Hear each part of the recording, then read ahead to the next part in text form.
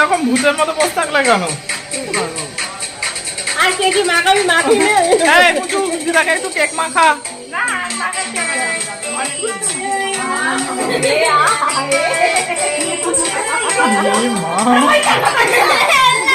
এখন কটা বাজে? মা দেখি দেখি আমি চান করে এসেছিলাম। আমি চান করে এসেছিলাম।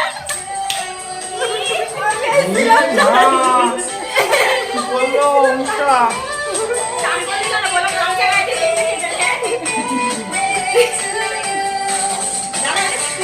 কিলিটা পায়ে লেগে চলে গেল।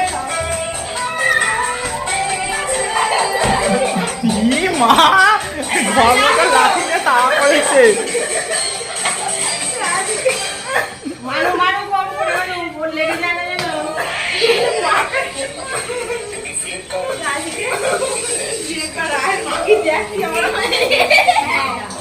মানো শুধু লাগবে কিন্তু।